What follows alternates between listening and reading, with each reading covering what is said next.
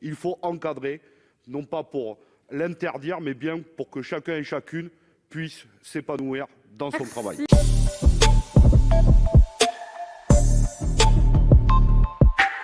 Trois choses à vous dire, Madame la Ministre. La première chose, c'est que tous les métiers n'ont pas été télétravaillables.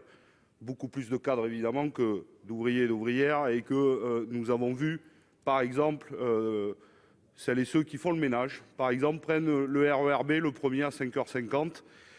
Ça a été plus compliqué, évidemment, pour elles et eux.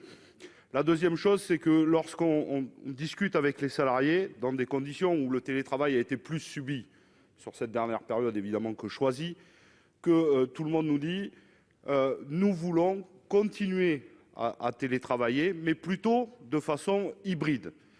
2 jours ou 3 jours par semaine.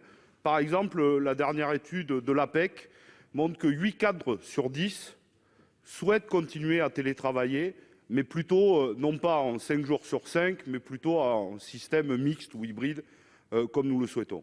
Et la dernière chose à dire, c'est qu'évidemment, il y a eu une négociation avec les syndicats de salariés. Tous les syndicats n'ont pas signé l'accord interprofessionnel. Nous allons avoir une proposition de loi sur la santé au travail qui devrait arriver, je crois, si je ne me trompe pas, début juillet, ici au Sénat.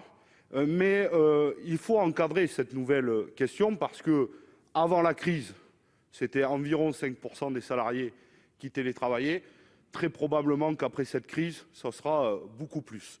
Il y a évidemment du positif, par exemple, concilier une vie personnelle et professionnelle, moins se déplacer, moins de perte de temps, générateur de moins de stress. Certains y trouvent un équilibre, mais d'autres nous disent aussi, au contraire, que le télétravail, par exemple, les a isolés, qu'ils ont eu, eux, par contre, des difficultés à faire le distinguo entre vie personnelle et vie professionnelle, et que notamment la question du droit à la déconnexion, qui est déjà reconnu dans notre droit depuis 2017, a été plus difficile à tenir qu'avant la crise. Et donc, je pense qu'au mois de juillet, nous devrons avoir tous ces débats en prenant en compte l'ensemble de ces aspects. En tout cas, nous y veillerons.